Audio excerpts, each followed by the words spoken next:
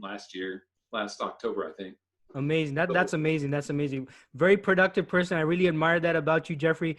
Now, Jeffrey, before we jump into your book, for those viewers who might have heard of business continuity or not familiar with what business continuity is, can you explain what exactly is business continuity?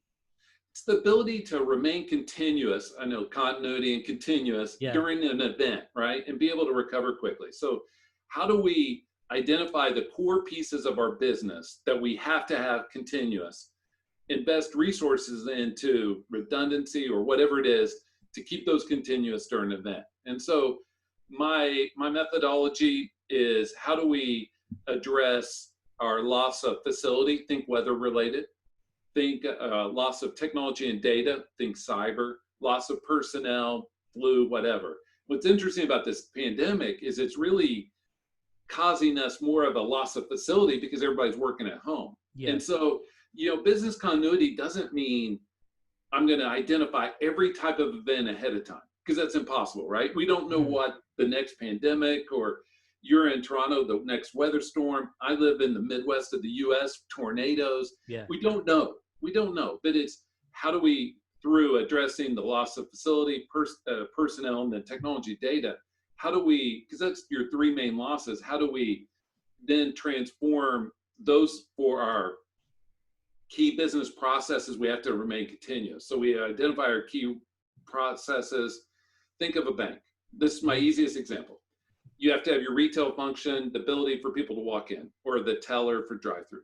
You have to have your digital banking with your app, your people call in saying, I need this or I need that. Deposits, loans, treasury, things of that nature. So those are your core processes. And then you may have accounting, IT, risk, things of that other nature, which support those others, right? They support them. They allow them to, technology allows those others to be good. And you may even have some vendors that we need to talk about as well. And so it's, how do we invest in keeping those continuous?